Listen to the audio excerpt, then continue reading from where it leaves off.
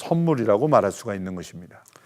그래서 복음은 삶 속에서 일어나는 모든 문제에 대한 해답을 가지고 있기에 하나님의 능력입니다. 우리의 삶의 모든 문제와 복음이 연결되어 있지 않으면 복음은 능력이 될 수 없는 것이죠. 우리의 삶의 문제가 무엇입니까? 우리의 삶의 궁극적인 문제는 죽음이죠. 또 경제적인 문제, 건강의 문제, 관계의 문제, 또 역사 속에 일어나는 어떤 나라 간의 전쟁의 문제, 그것이 어떠한 문제에 관해 복음은 우리의 모든 삶 속에서 일어나는 문제에 대한 해답을 주기에 복음은 모든 믿는 자에게 구원을 주시는 하나님의 능력이라고 선언한 것입니다. 또한 복음은 그 영향이 미칠 수 있는 영역이 모든 인종, 모든 족속, 모든 시대에 열려있기 때문에 하나님의 능력입니다. 여러분 생각해 보십시오. 어느 시대에 어떤 철학자의 이론이 모든 시대, 모든 사람들을 변화시키는 능력이 있었습니까? 고대로부터 역사 속에 많은 철학가들의 그런 내용들이 있었습니다. 아리스토텔레스, 플라톤, 또 그 밖에 또 칸트, 수많은 철학자들, 또 유교의 어떤 내용들, 도교, 우리 어떤 동양의 철학들, 그렇지만 한 시대, 한 사람들, 일정한 사람들에게는 영향이 있었고 어떤 잠시 문제 해결이 되는 것 같았지만 또 다른 시대, 또 다른 문화에 있는 사람들에게는 적용이 되지 않는 경우가 대부분입니다. 오직 복음만이 모든 시대, 모든 민족, 모든 사람들에게 열려있고 또 삶을 변화시키는 영향력이기에 복음은 모든 믿는 자에게 구원을 주시는 하나님의 능력이라고 말씀하고 있습니다. 이제 17절의 말씀, 이제 복음을 부끄러워하지 않아야 될 두 번째 이유는 복음에는 이 하나님의 의가 계시되기 때문입니다. 제가 로마서 개요할 때 이 하나님의 의라는 단어가 가장 중요하다고 설명했습니다. 이 하나님의 의가 뭔가? 첫 번째 설명, 모든 인간이 구원을 받는 데 필요한 가장 중요한 조건은 이 하나님의 의입니다. 그런데 이 복음을 받아들일 때 이 하나님의 의가 주어질 수 있다는 것입니다. 자, 이 하나님의 의라는 표현에 대해서 역사적으로 많은 해석들이 있습니다. 근데 크게 구별하면 두 가지 해석이 주어집니다.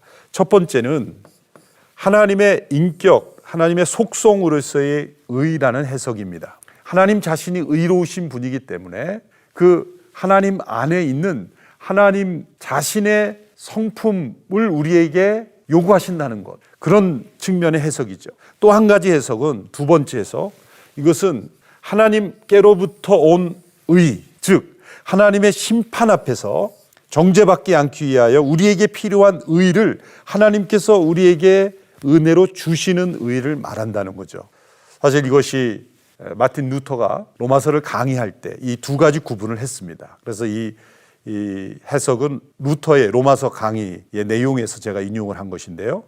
오늘날에도 이러한 두 가지 해석은 명확하게 구별이 됩니다. 그래서 이 하나님의 인격의 속성이라는 해석과 하나님께로부터 온 의라고 하는 해석이 달라지는데 이제 다음 화면에서 좀 더 설명을 하도록 하겠습니다.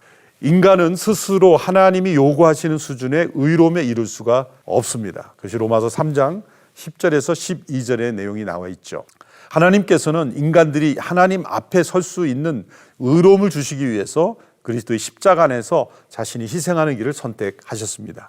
그래서 인간들이 하나님 앞에 설 수 있게 필요한 이 의로움을 하나님이 우리에게 주시기 위해서 예수 그리스도께서 십자가에 죽으신 것입니다. 하나님은 그 진노를, 이 불의한 인간들에게 쏟아질 진노를 그리스도 안에서 자신에게 쏟으셨습니다. 그래서 자신 안에 있는 의로움을 만족시키고 자신이 이루신 의로움을 선물해 주시는 것입니다. 우리에게 없는 의로움을 하나님께서 만들어 주시는 거죠. 그래서 하나님께로부터 우리에게 있어야 될 의로움이 하나님께로부터 우리에게 주어지는 선물, 그것을 하나님의 의라 이렇게 바울이 설명했다는 것입니다. 그래서 우리는 값없이 의롭다함을 얻게 되는 거죠. 우리가 해야 될 일은 단 한 가지, 이 하나님께서 우리에게 주시는 의를 믿음으로 받아들이는 것뿐이다. 그것이 바로 복음에는 하나님의 의가 나타난다라는 설명을 하는 것입니다. 그래서 이 의는 하나님의 의로 의롭게 된 사람이지 인간이 도덕적으로 스스로의 노력으로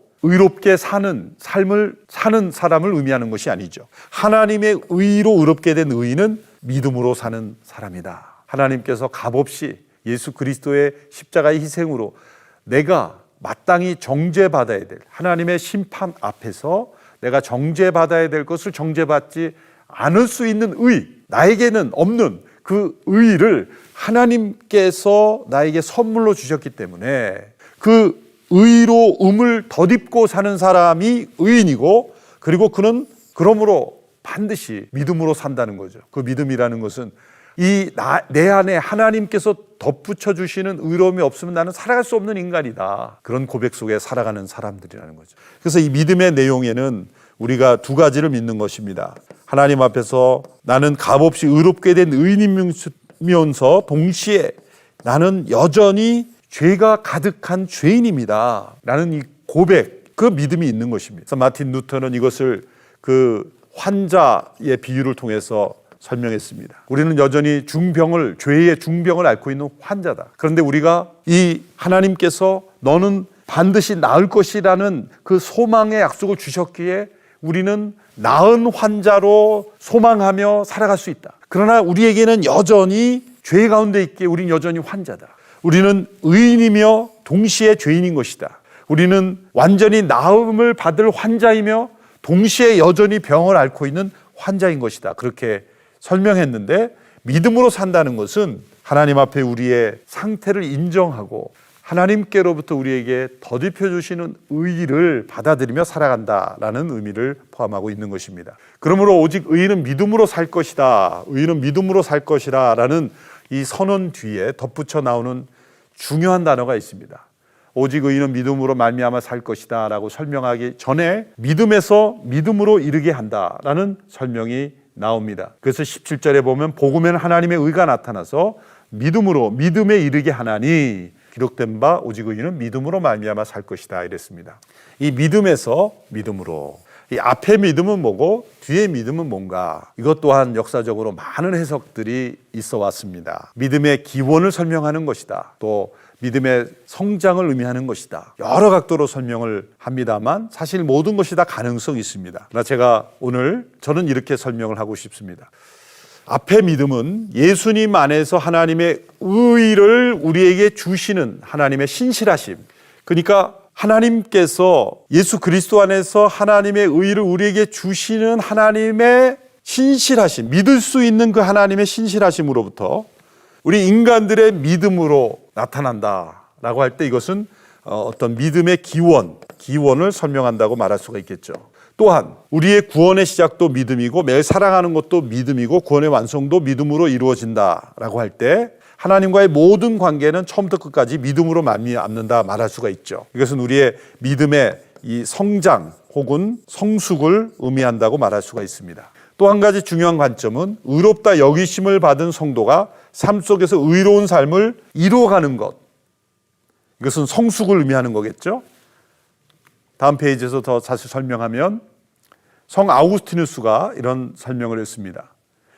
입으로 고백하는 자들의 믿음에서 실제로 그것을 순종하여 행하는 자들의 믿음으로, 입으로 고백한다는 것은 의롭게 여김을 받는 상태, 하나님께서 하나님의 의를 나에게 선물로 주실 때 내가 그것을 값없이 의롭다함을 받는 믿음에서 이제는 실제로 그것을 순종함으로써 행할 수 있는 의로운 삶이 내 안에 일어나는 믿음이다 라고 말할 수가 있습니다. 값없이 의롭다함을 받는 것, 단지 마음으로 믿고 고백함으로 구원 얻는 믿음에서 이제는 실제로 구원받은 자의 의로운 삶을 사는 믿음으로의 변화, 그것을 의미한다고 말하는 것입니다. 오직 의인은 믿음으로 말미암아 살리라, 믿음에 이르게 한다. 이 모든 우리의 신앙생활의 가장 중요한 원리의 중심에 복음에는 하나님의 의가 나타난다는 이 위대한 명제가 숨어 있습니다. 이제 이 서론에서 간략하게 이 복음에 대한 설명을 했지만 앞으로 이 설명은 로마서 전체에서 반복되어 나타납니다.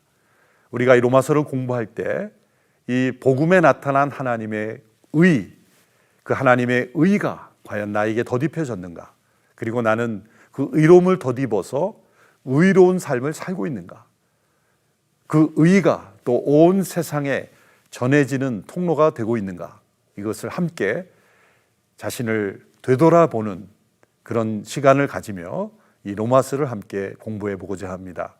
다음 시간까지 로마서 1장 1절에서 17절까지의 내용, 짧은 내용이지만 오늘까지 함께 공부한 내용을 다시 복습하면서 이 17절의 말씀을 계속 반복해서 읽으면서 자신에게 적용하며 다음 강의에 임한다면 더 하나님의 말씀이 우리 자신에게 깊이 있게 적용될 줄로 믿습니다. 감사합니다.